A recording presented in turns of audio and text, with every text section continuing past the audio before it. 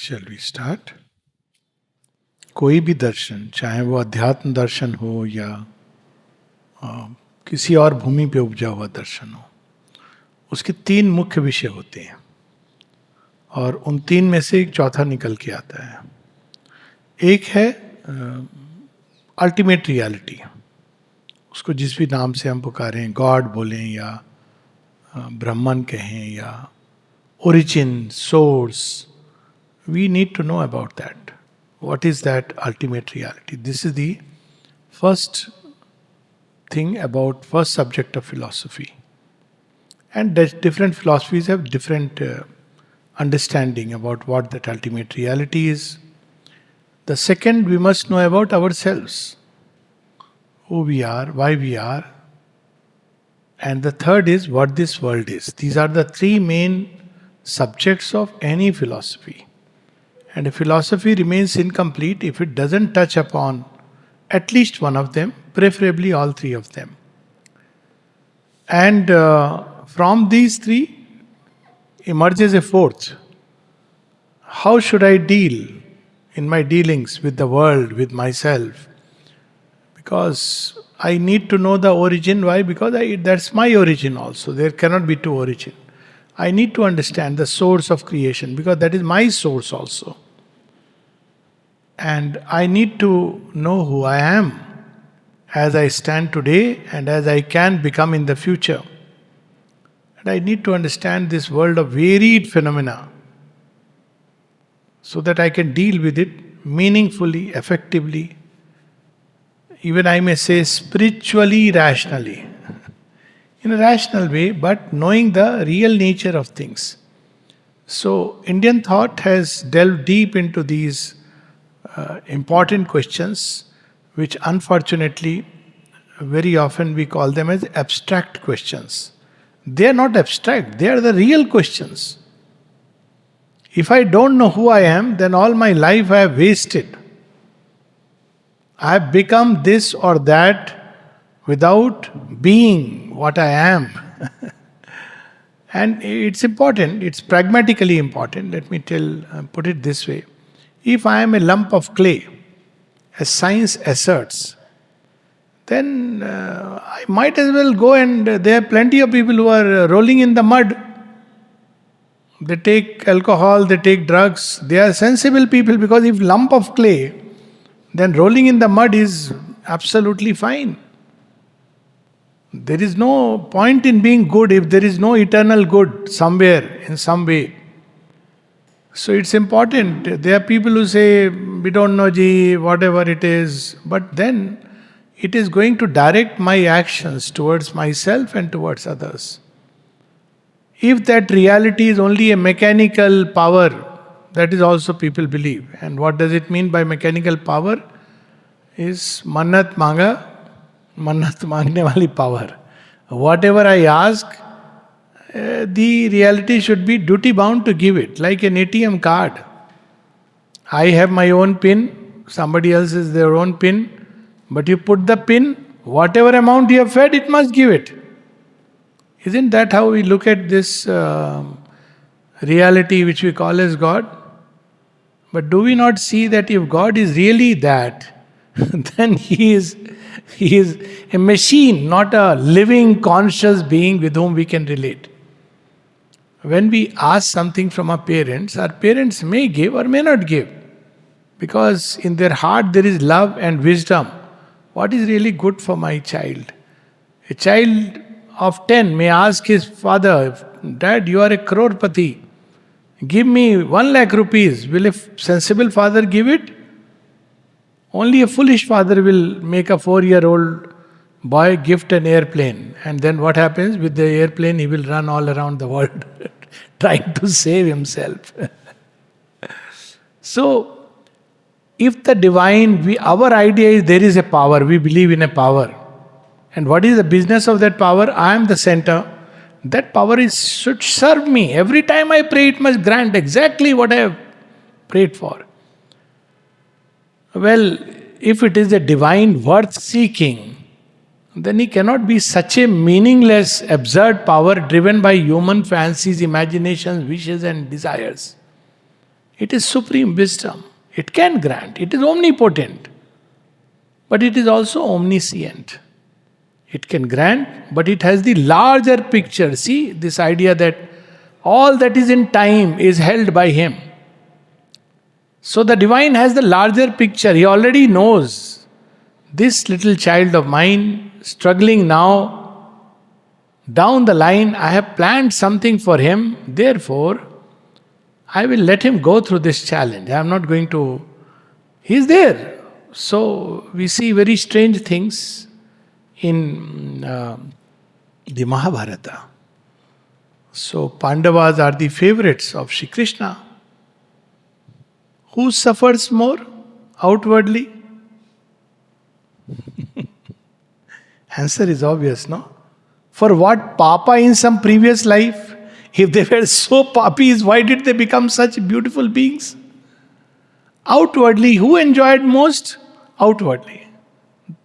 Duryodhana and the Kauravas.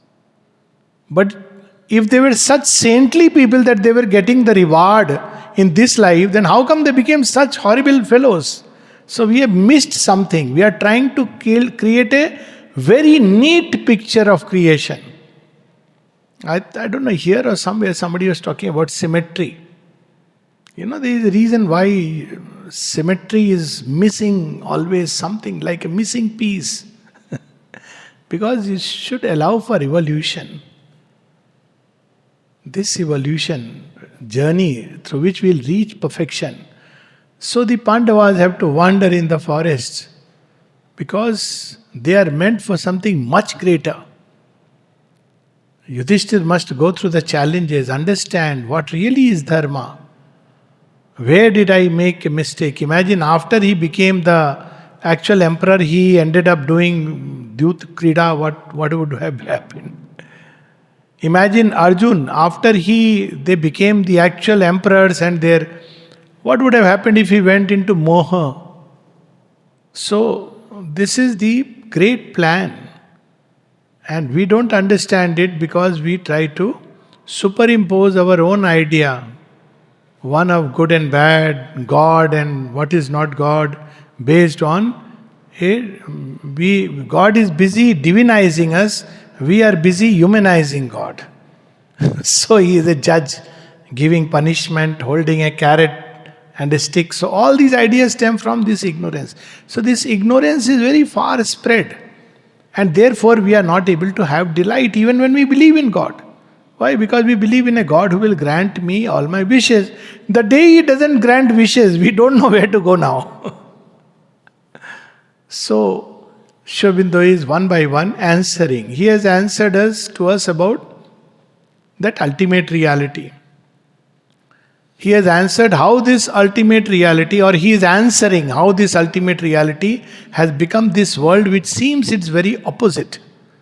Then he will answer why it is so, and then he will answer what is the remedy. He is like the final physician giving us the permanent remedy. So let us continue with where we had stopped. Because if this is a question which people ask, one is they ask moral questions. If there is God, why is there evil in the world? It's a moral question. Well, God is beyond good and evil, and there is a reason why everything is there. It's a whole logic we can understand. But the other question is, okay, fine, we understand. But God is Satchitananda. Why it is opposite? My existence is a limited existence. Consciousness, knowledge, force, everything is limited. Ananda is also limited. And not only it is limited, Ananda becomes suffering. So here he is describing to us, who indeed could dare enjoy that which is devoid of bliss? He only could dare it who is all blissful. So he is reminding us that only he who knows deep inside. See, there are people who keep flashing their identity cards. You don't know who I am. Every second thing they will flash there. Aren't you confident or sure of yourself? Recently there was one incident, I'll not name, somebody who kept flaunting his rank. So everybody got suspicious. Why is he constantly flaunting his rank? You don't need to do it. You know who you are. If really necessary, that moment you will say. You don't have to keep on telling. So he who knows himself doesn't need to, he can afford to become even like a child. See, this is what is Sri Krishna's beauty. He can become like a child, become a playful god, act as if, he doesn't know, oh Duryodhan, you can make a choice, me or the entire army. But he's smiling. Why he is able to do that? Why he is able to smile on the battlefield of Kurukshetra? He knows, I am the boss, I am the king, I pull the strings. That is Sri Aurobindo's experience in Alipur jail. That Shri Krishna Vasudeva appears before him. And he says that whatever men may think or do, they will ultimately end up doing my will. Their understanding is in my hands. So, from that day onwards, Sri Aurobindo stopped giving any advice to his lawyer. Why does it take 100 years, 100 births to... Because we have to become ready. See, that's very simple. Why it takes bliss, that which is the stuff. Why it takes 100 lives? 100 years is a small time. Okay, 5 lives. Just imagine a little joy, and we say, we do all kinds of gestures. Little joy. Pappu pass ho gaya. See how we react? Can we contain that bliss? We'll go mad. That is the story of Sri Ramakrishna. He suddenly gave that experience to his nephew, Hirday. And Hirday lost his mind completely. That's why in the ashram, that's why people are not taken. This is not an ashram where convert people, make many members. This is not a place like that. This is a wrong notion. Because one person sincerely doing yoga is much more important than 1,000 well-known person. One has to be ready, and that readiness takes lives to reach that point where you can receive the divine. What does Kabir say? This is a known law. That's why in ancient schools of initiation, what does Kabir say? Ye to ghar hai prem ka. Are wow, very nice. Khala ka ghar nahi. Now you say, what does it mean? First he says that this is a house of love. So you feel, oh wonderful, we can go and have party. He says, Khala ka ghar nahi. It's not your aunt's. What is the meaning? Then next he says, Sheesh kataye, bhui dhare, tab baithe ghar mai. Outside there is a toll, naka. What is asked for you?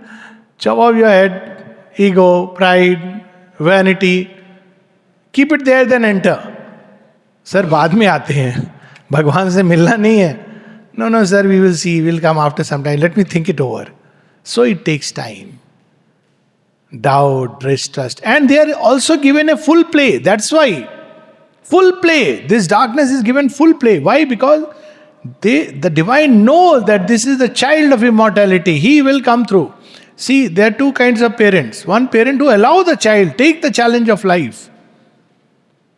And they know what they trust, their own upbringing. I used to tell, when I studied in Pune, parents are in village and they'd never known what Pune, what does it mean, FMC, military, and we go through all the things that usual adolescent, and you see that, all that.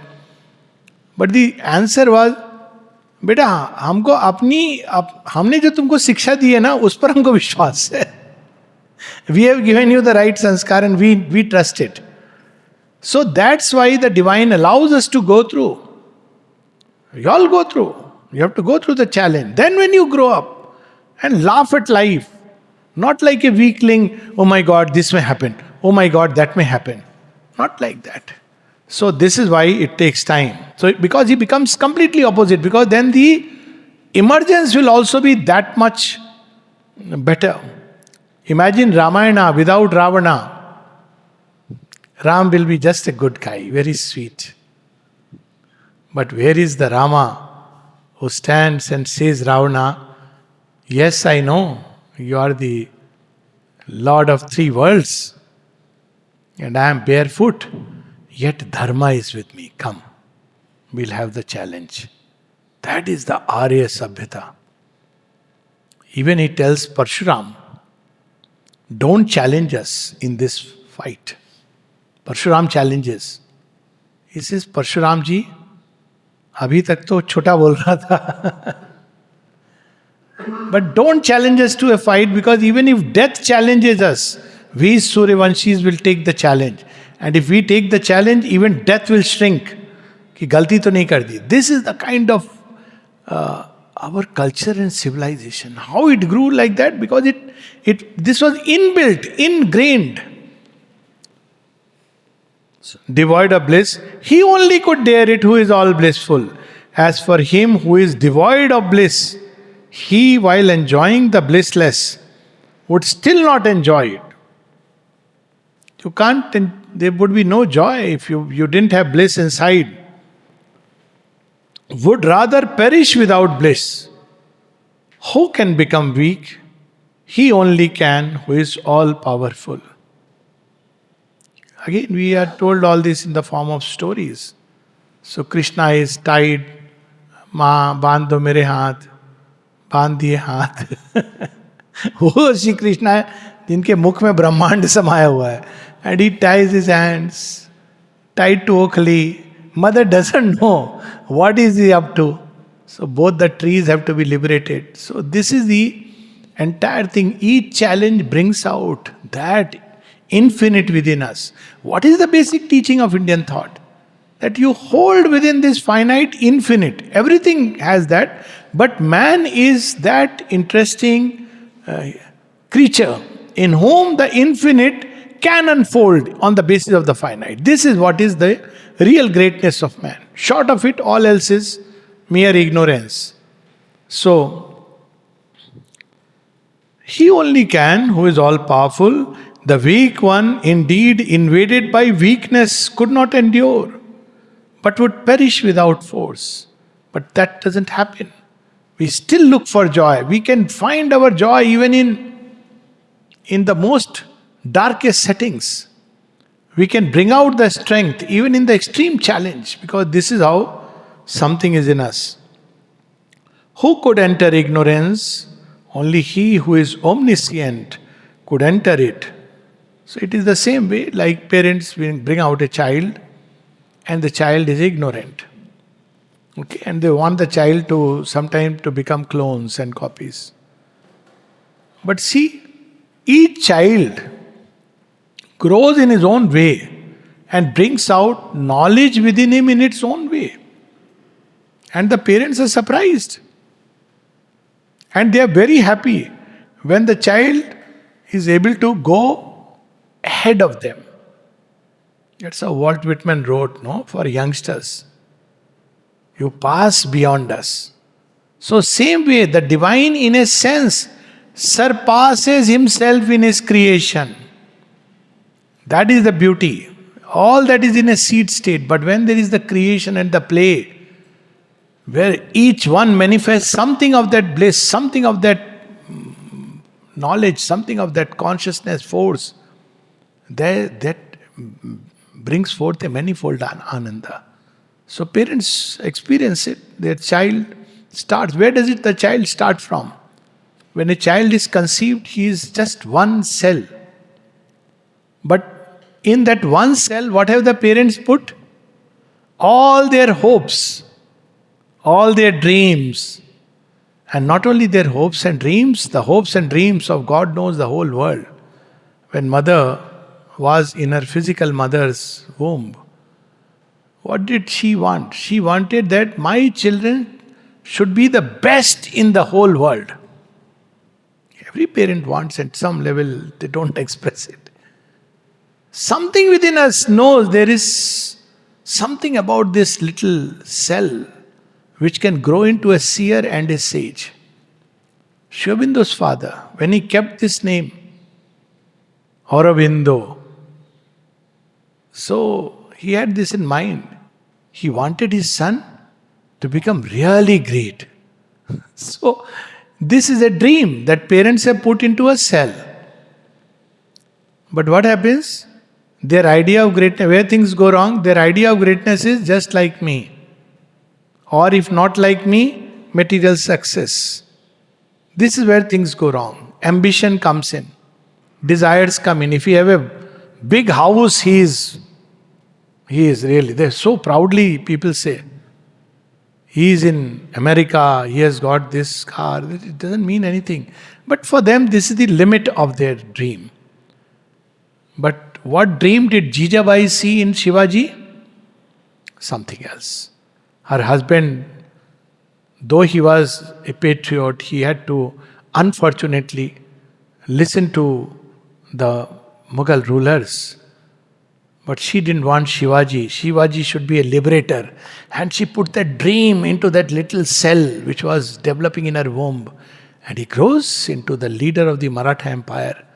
He broke the bone of Mughals, and though Shivaji died before Aurangzeb, but Aurangzeb could never stand on his 2 feet again. So this is how the divine has put this. This world is a conception and a birth. Whose conception and whose birth? Of the infinite. And he has wrapped those dreams and packed it in us, and that's why we dream. In our own way, we all dream for perfection, but because of ignorance, our idea of perfection is limited. We all are dreaming of perfection only because the dream is put inside us. So he has become this little creatures whom we call ourselves. Ignorance is the play of knowledge concealing itself in itself. Just like the tree conceals itself in a seed and the parents in a little zygote, gamete or a cell. So same way, they will laugh, no? Somebody would say, "Arey, you are thinking all this about your child. You know, he just a 2 cell. They'll say, stop being stupid." Same way, if somebody would say the divine, "What kind of horrible world you have made?" He will say, "It is I who have taken birth in it." So this world is destined to become divine. You will have challenges, there is no doubt about it. It cannot become without that. But that is why the divine can say, he has become this so that it can become what he is, but individually. That is the difference. So that each of us becomes an individual divine. Eko ham bahushyam. Weakness is the play of power. Blisslessness, the play of bliss. The concealment of itself in itself. And so this is the whole story of creation.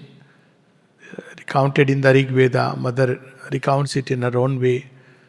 And we all experience it in our own way, how weakness is not absence of strength. Not that there will never be strength. Weakness simply means the potential strength is concealed inside. A child is weak, isn't it? So weak, it cannot manage itself. But this child, if you make him go through a proper training and whatever is required, has so much strength, he can bring it out, can become a Ramurti, a Bhim.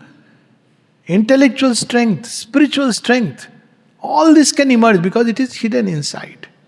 That is how the divine has concealed himself in creation and is recovering now in individual terms. That is how. At the cosmic level, it's easy to see. But in individual terms also, he is recovering himself. So that each individual, so you have many, as I said, one tree versus many trees. One tree stands alone. It has its beauty, no doubt. But many trees make a garden. So that's the whole Leela. And then he is revealing the deeper truth of our soul. Anyone who touches the soul understands. There is in us the reactions of the ego, but there is in us the response of the soul. The ego and the mind create duality. How does duality come into existence? Through desires, preferences, and choices. Let me take an example.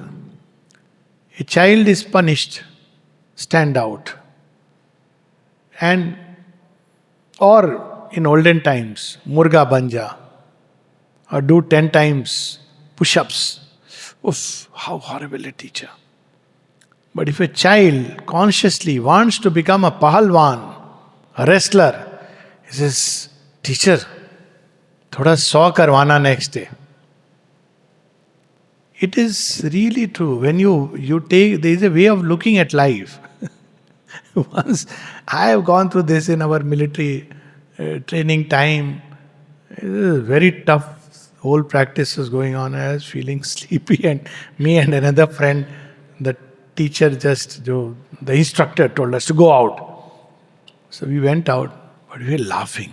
I said, thank God that boring lecture is over. So we found our own joy outside, sitting and chatting. Till they spotted us and double punishment, now run along the field. So you see, it depends on how we look at life. Ego looks at life only from preferences, desire point of view. It has fixed a bar between me and happiness. If I get this, I'll be happy. If I don't get this, I won't be happy. But the soul takes all experiences and turns it into honey, Kathopanishad. It takes everything and changes it into sweetness and joy. As yesterday also I was sharing this experience.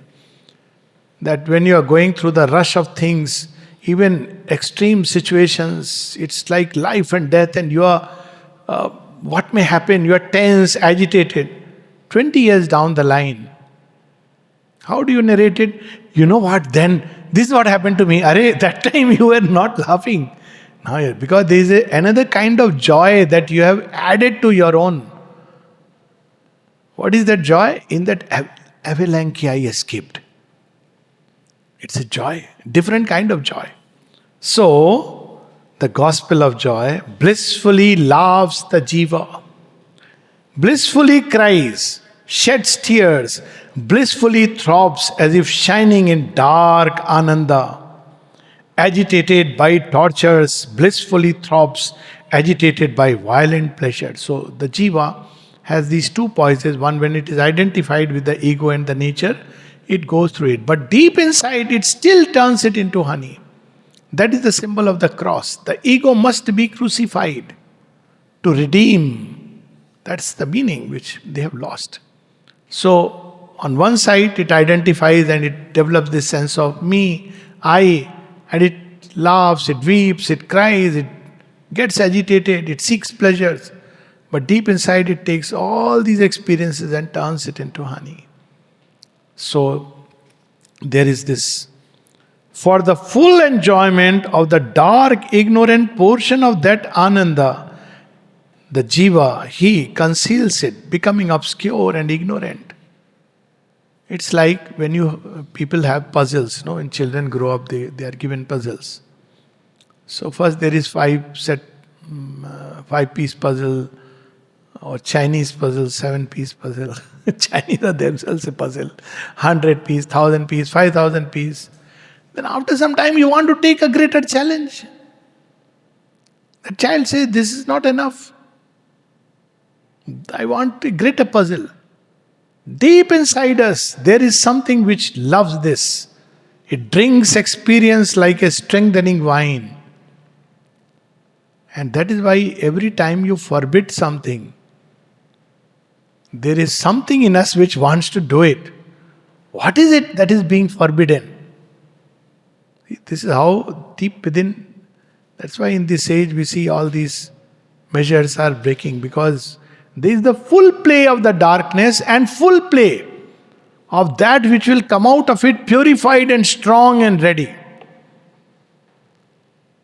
The age of Kansa prepares the advent of Krishna. It is the extreme Ravana that brings forth Hanuman and Angad and Sugriv and of course Rama. So this is why when we see it, because this is concealed in creation, this has to be brought out. So it goes through this extreme play. He himself has become, even the story of Ravana, since we mentioned, and Kansa, who are they? They are companions of the Lord, Jay and Vijay. And they are fallen. They have forgotten. This story is very significant. So who is Ravana? Ravana thinks, I am Ravana. He has forgotten who he was. He was the Dwarpal of Vishnu. But the Lord remembers. He can't forget. So he comes all the way, takes a human birth to free this guy. And he tries every way, become a bhakta, come. No, he must take the extreme thing. And that is also needed for the play. But what happens eventually? Even Mata Sita goes to his den. You have love for me because, originally I have loved you. You were like a child. But he doesn't understand. But in the end, when Ravana dies, it is Ravana that dies. Deep inside, he discovered that he is the Bhakta of the Lord. He does pranam. He gives Shastra to Lakshman. So this is the whole secret. And he goes through that whole process. And at the end, he rediscovers and comes back enriched. The same is true of Kansa. So what is the illness? So now he is diagnosing us. What is the illness that we are all suffering from? Not pharyngitis, hypertension, diabetes, but ignorance-itis and egotitis. And all other jealousitis, grudgeitis, they come from these two main illnesses. So ignorance is the root of this idea that I am but finite and therefore incapable, weak and sorrowful. And this comes to us from every quarter. Every material scientist will tell us, it's just a bundle of chemicals. When people say this, I've had such scientists. No, man is just a bundle of chemicals. I said, so you are also a bundle of chemicals? So what are we debating about and who is debating? Then suddenly, what do you mean? I mean, they don't say because you have committed that there is nothing but bundle of chemicals. I said, who is bothered about talking to a bundle of chemicals? You believe in that, so I am not interested in talking to a bundle of chemicals. But I know that I am not a bundle of chemicals, so I just... It's like, you say that you are a bundle of chemicals. Now what happens when I am a bundle of chemicals? Poor fellow. I am at the mercy of chemistry and chemicals and this and that. I don't know aham brahmasmi. I am ignorant. So this is the problem when we have this approach. So he says, what is ignorance is the root of this idea. And this is real. It is not intellectual, this thing. Intellectual understanding is the starting point. It is so powerful. You see, in India, everybody knows the Gita. At least people know something. Then when somebody dies, what do we say? Are jivo mar gaye, chale gaye ji. कौन चला गया ना जायते म्रियते वा कदाचिन ये तो नैनम छिद्दन्ति शस्त्राणि नैनम दहति पावका. Then what चला गया? कौन चला गया? That doesn't mean you start laughing because he's on the forward journey, but you can be composed. This is a journey on which people are going. At least we should be liberated from fear of death. Reading the Gita is to be freed from the fear of death. That's why these scriptures help. They remind us how powerful. Shri Krishna tells Arjun, you claim to be a Pandit, but you are talking like a fool. You are doing shoka for those whom you should not grieve for. So this is what we hear from every quarter. That's why I keep saying our education system, the biggest revamping required is. Good revamping is taking place. But that there is a gospel of Hiranyakashipu and there is a gospel of Prahlad. In the gospel of Hiranyakashipu, everything is there except the divine. Ego is Lord. It cannot work out. You may have all the systems, techniques, marks, but the gospel of Prahlad is first. We must remember the one. The divine presence we carry. We are shy, afraid. I have seen conferences. Psychology conferences, Indian psychology conferences. They are afraid of the D word, divine matlana. I had two patients who were brought by a leader of a big party in Tamil Nadu. He said, sir, I've heard about you, please can you treat them? So I said, yeah, there's no problem since So he said, sir, only one request, please don't talk about God. I said, why? He said, because we are rationalists. I said, oh, that's not a problem. I'll rationally explain to them about God. No, no, sir, it's in our manifesto that we are not supposed to believe in God. Now we understand how dangerous this gospel of communism, which talks about equality, brotherhood, but denies the divine, how dangerous it can be. We don't realize it today. Because that's how Dalai Lama understood. Because he was with Mao and he said, hey, he wanting everything good for everybody, poverty should be eradicated. So he was a bit moved, carried away. Then one day, when he heard, they were sitting side by side, and it was an action of truth when Mao suddenly uttered something. This religion, all this is only for these ignorant people. Something like that. Opium of the masses. And then he realized he's in the company of an asura. And he ran away from there. It's there in his life teachings.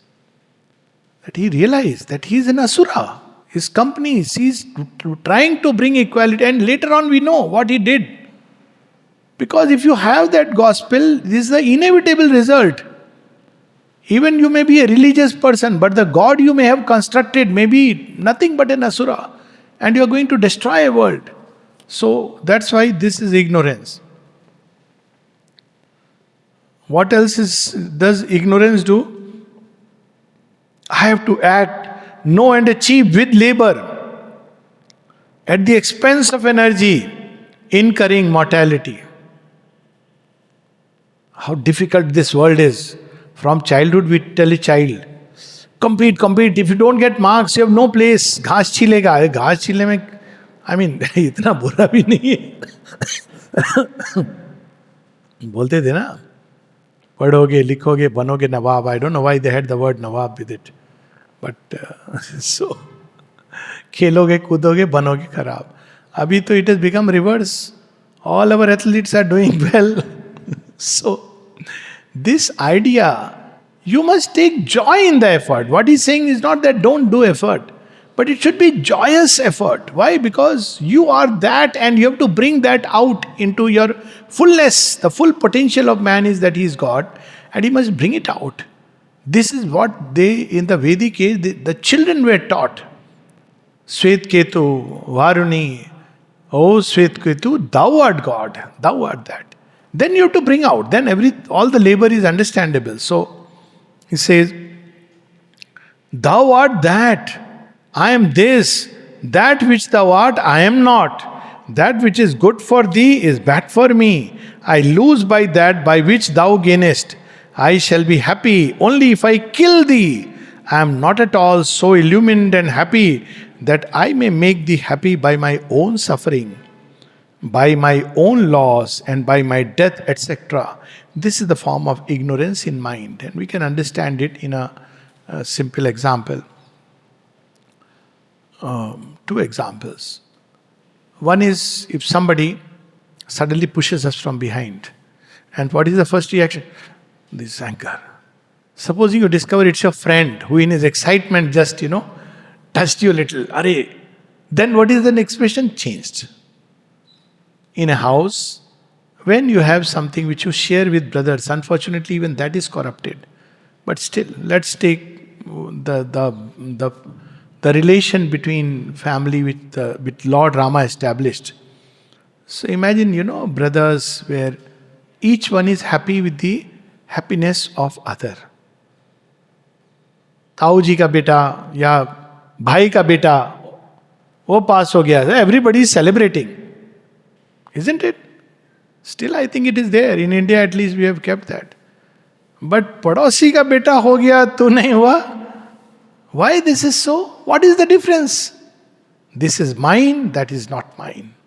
That is the difference. We should be able to take happiness wherever we see divinity springing forth, wherever there is an effort and success, whatever kind of challenge. How does it matter who? It requires a little change of the mind, but mind instinctively through the ego it filters everything. If somebody has succeeded and my child has not succeeded, The way I understand success to start with, I suffer. This is ignorance. But if that somebody who succeeded was my own brother or my own brother's son, I would say, good. Probably, if he has gone, he will put a pulley, pull all of us. So this is ignorance. And it comes because of the veil that has been spun by avidya maya. And we have already discussed why it starts like that. So this is ignorance. Ego is indeed its seed. So root is ignorance. Ego is the seed. You cannot remove ignorance unless you slay ego. So this ignorance is, of course, we know it's avidya. It's the sense of separativeness. There is a difference between separativeness and distinctness. Separativeness is I am separate, that is separate. Distinctiveness is in a garden, you have each tree is its own type. I'll have my own distinct expression of the divine. In me, the expression may be poetry. In somebody else, it may be wrestling. Differentiation and distinctness is part of creation. It's to make creation manifold, diversity. But separativeness becomes dangerous. Then I become a parasite. If I have become this, everybody should be an extension of my ego. That is how you see groups start forming. Everybody should think like me, everybody should feel like me. So ego is the seed and ignorance is the root. Without slaying ego, there can be no utopia. Schemes, government, organizations, machinery cannot transform our human life. The only way to transform human life is transcending the ego, and it is possible. That's what Sri Aurobindo is telling us, it's possible. That's what yoga is about. It's India's unique gift that this is possible. And once we have experimented with it, of course, not at a large scale, not that everybody at that time, but there were few in the society who had transcended and they were living a life of teachers, educators, warriors, artisans. So it was enough. Few such people were able to bring enough sobering effect upon the society. That is what is meant by saying, Ek Sikh sawa lakh ke barabar hota hai. Sikh in the sense that true devotee of God, who has transcended the ego. Such a person is equal to 1 lakh ignorance. Even if there is much ignorance, 1 lamp is enough to light up. So what Sri Aurobindo said, 100 people, 100 men is enough. Freed from ego. They will be like sunlights, not just lamps, but or lamps embodying the light of the sun. And this is how society will change. Not by schemes, and their schemes are required, they have their place. But the most important thing is this. And since we are talking about governments, how will that come about? When, let's say, I've been saying this, a country like India recognizes that we are a spiritual being. How? We are not a religious constitution or a secular constitution, but we are a spiritual country, not a religious country, not a secular country. We are a spiritual country. And we take pride in that we are spiritual. You don't understand it, that's your problem. Come. There are teachers who will explain to you. We are a spiritual race. This is what India is intended to become, will become. Already we can see some kind of recovery taking place in that direction. Ego is indeed its seed. By deliverance from ego, one is delivered from ignorance. Several ways of delivering from the ego. Yogas, there are different yoga which tell us. One is to keep on meditating on the true self. I am not this body, not this mind, not this heart, not this. Everything that is all the time in flux, I am none of these. So discover the stable basis. One way. I am saying in a simple way, but it takes time. Another way, by the way of works. No more for just my desired satisfaction, but doing it as a seva. Whose seva? Seva of the divine. When I remember and offer and refer everything to the divine, then after some time, where will be ego? You are not doing anything to satisfy or please yourself, but for the sake of the divine. Third method, swiftest, fastest, to love the divine and become like the divine. Mohe lal kar de. What is this song? I'm forgetting. But of course, it's based on that famous. Lali more lal ki jit dekho tit lal. Lali dekhan मैं गई, मैं भी हो गई लाल. Rang de tu mohe gerwa. I want fully to be colored with your color. I want nothing else. Then you become like the divine. There is no ego in the divine. He acts. So there are so many ways in India we have. So many ways. But we can start with selflessness. That's the simplest step. At least not to be selfish. Becoming egoless takes time, but unselfishness is easier. Whether we are dealing with people in job, in workplace, we should be unselfish in our dealings. So this is the path. So this is the remedy. Sri Aurobindo as a doctor is writing, diagnosis, ignorance. Number one. Number two, or number one, ego-itis. Number two is infected by ignorance. Remedy, free from ignorance. Method, all the yoga that is already there. So he says, by deliverance from ignorance, one is delivered from suffering. Knowing that I am all blissful, he am I, soham asmi. Even in the ancient, one of the methods, there is this constant meditation. Soham asmi, I am that, I am that. By meditating. Knowing that I am all blissful, he am I. I am one, I am infinite, I am all. One becomes all blissful, one becomes a being of bliss. So one of the methods, the way of the Upanishad is, this is not what Sri Aurobindo's ultimate method is, but he is writing it in the style of the Upanishads. Instead of constantly thinking, I am weak, I am helpless, I am useless, you should think, I am the divine. The divine is in me, the divine is in all. When somebody asked Sri Aurobindo what is the best idea to meditate upon, he said the best is what is given in the Isha Upanishad. Yastu sarvani bhutani atmanyevanupashyata tatra koh moha ka shoka ekatvam anupashyata. What does that mean? To see the divine in oneself and in everyone, it liberates us. It has a liberating effect. Because constantly we are referring everything to the divine. We may be traveling, we may be on the road, we may be in a traffic jam, we may be in somebody's house, we may be eating, we may be playing. This constant inward remembrance of the eternal is the liberating method, liberating power. Some people use the word Naam Jap. So powerful. Krishna, Krishna, Krishna, Krishna, Krishna. Ma, ma, ma, ma, ma. So much you become one with her that there is nothing of you. So there are so many methods, one can use it. So he is saying anything that reminds us of divine, basically it means that. Anything that reminds us of divine is the way to dissolve the ego. So he is saying, by deliverance from ignorance, one is delivered from suffering. Knowing that I am all blissful, he am I am one, I am infinite, I am all. One becomes all blissful, one becomes a being of bliss. Whatever we concentrate upon, contemplate upon, that we tend to become. It's a basic logic and the basic law. This indeed is liberation. So liberation is not about going to a jungle. This indeed is liberation. Liberated, he enjoys the enjoyments of all. Enjoying all joys infinitely. He is not separated from finites. He doesn't need to go into a shelter home and pray there to experience that delightful. He experiences delight in everything because that is the reality, that is the occult reality. So he doesn't have to separate himself and go elsewhere. Enjoying finites, he is not deprived of the infinite.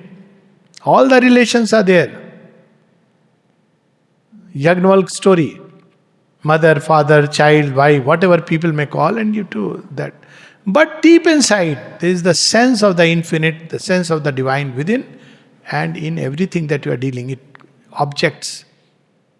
In workplace, imagine when we are working and we live with this idea. I am not just a worker here, but I am doing service of the divine. Every person that comes to my counter is God in disguise. It is going to change the quality of our work and the quality of our consciousness so much. These are things of practice.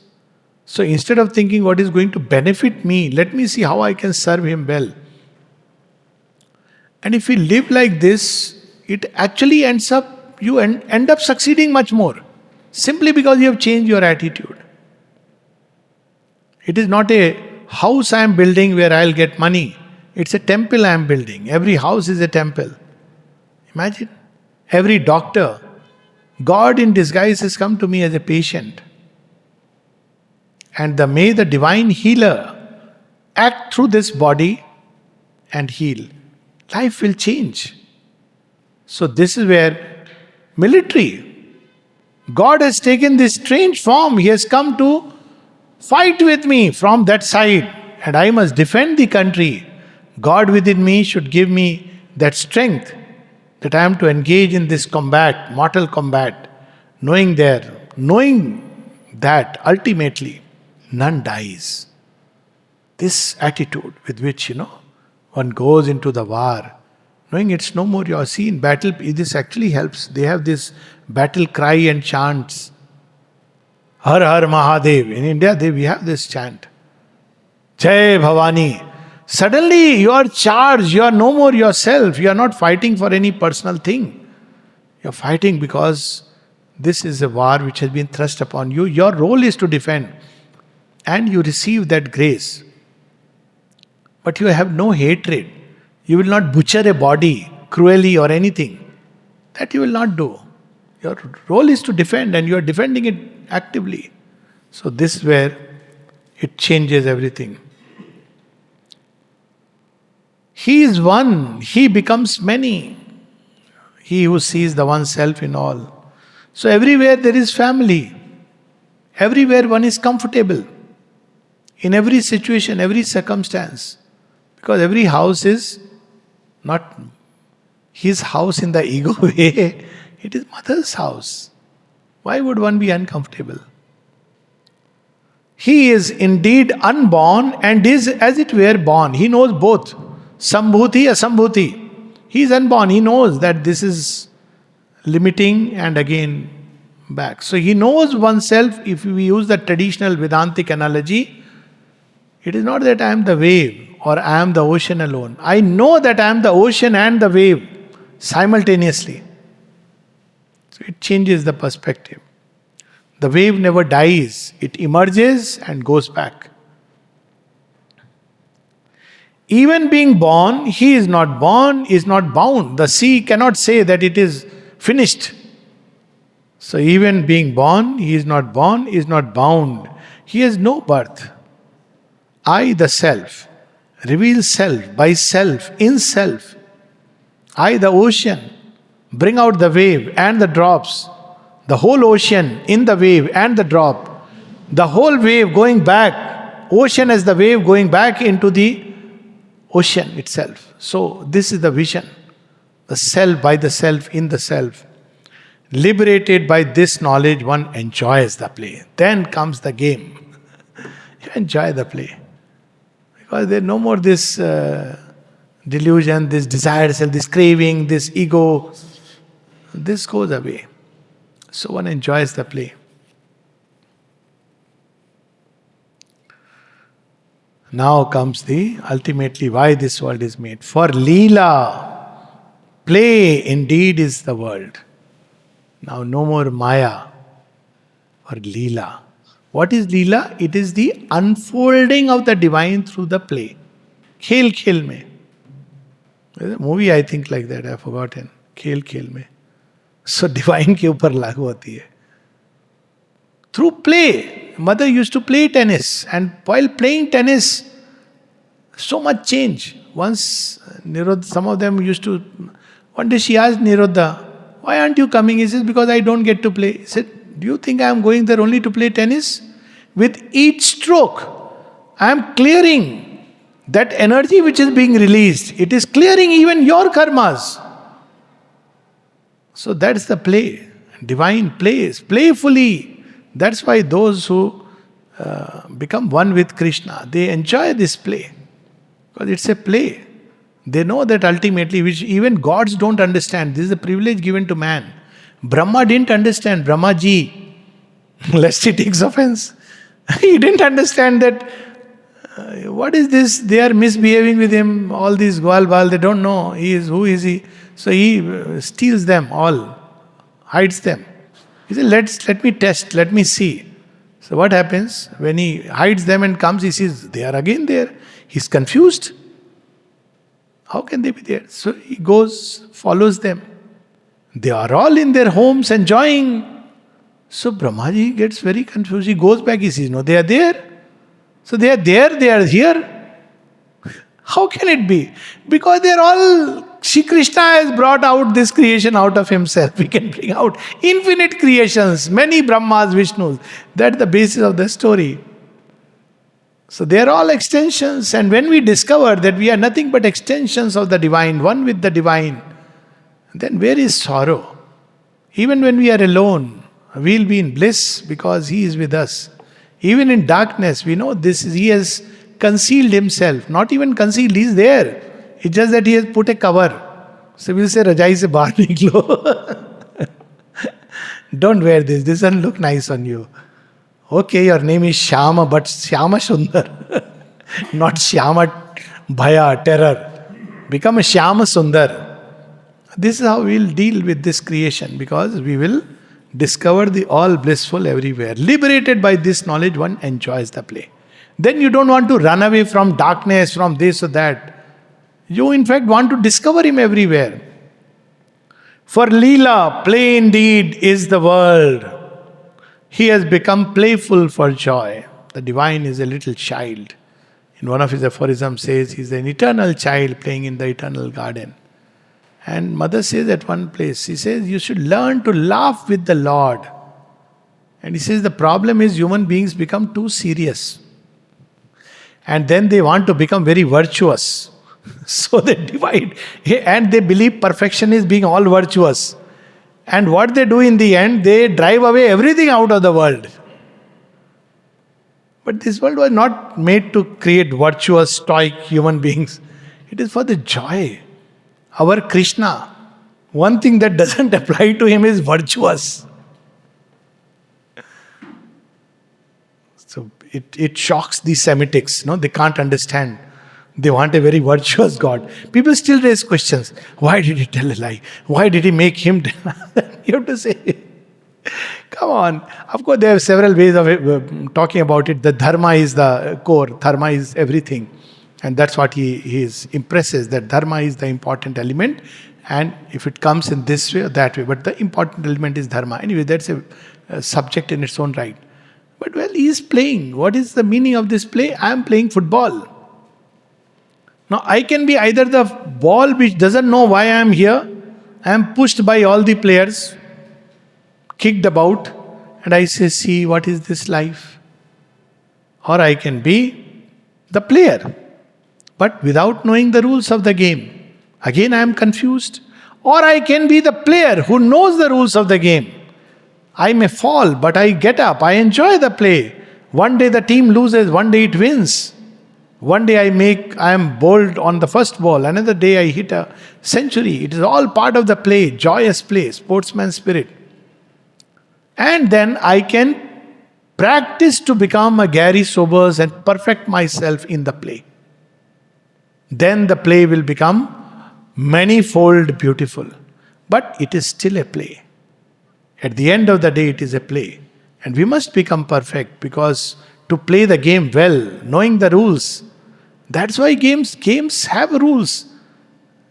Because then you enjoy. What is the point? Anybody says, oh, underhand pehle khelte the na, underhand cricket. Actually, there used to be cricket. First, it started with underhand bowling. So you can do anything and just get away. Make it level higher and higher. Body line, now this, that. So it's a play. Know the rules of the game, no doubt about it. Somebody may play foul. Somebody will be shown red card. Sometimes you will be shown a yellow card when you have not really done anything. But you can't start sitting on the fence and complaining. You wait, your turn will come again. Get into it. and play the game. See, this is what is the Leela. Therefore, be engaged in Leela,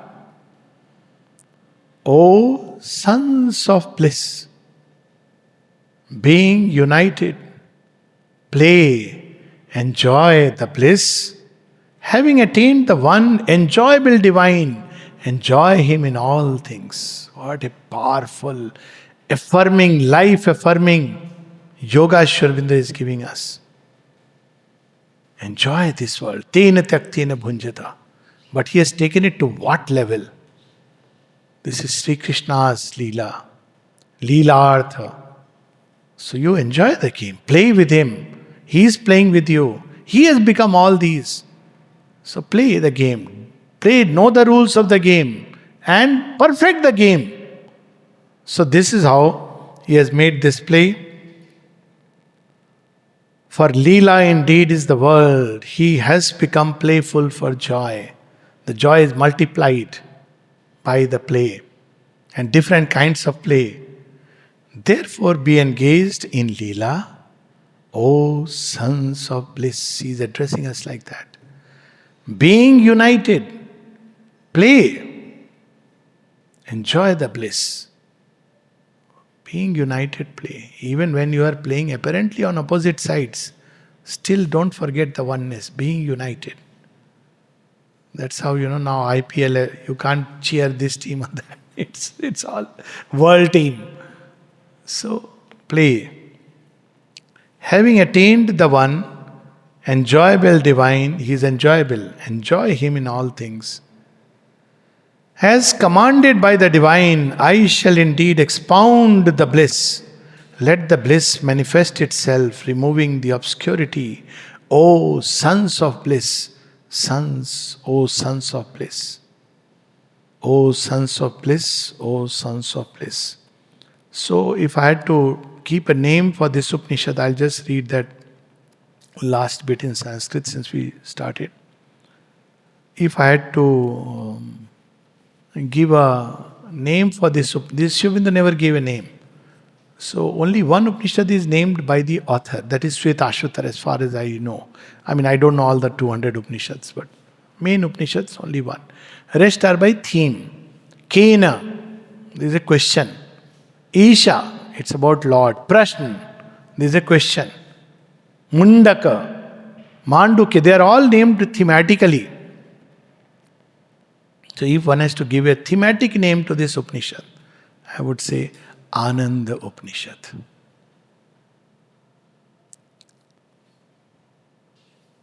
Page 11.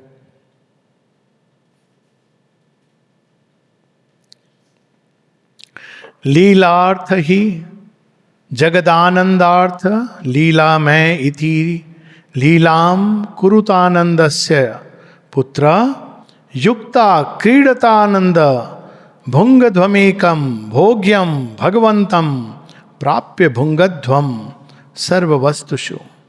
Enjoy this bliss in all things, being one with the Lord of bliss. Anandam hi pravakshyami bhagavatadishta. Because as commanded by the divine, I am revealing this for the bliss, gospel of bliss. Tamasam pavrityananda prakashatang tasya putra. We are children of light and we are children of immortality. As commanded by the divine, I shall indeed expound the bliss. Let the bliss manifest itself, removing the obscurity. O sons of bliss, O sons of bliss. I'll close with a line which I am coming to my mind from Savitri. Night is not our beginning nor our end.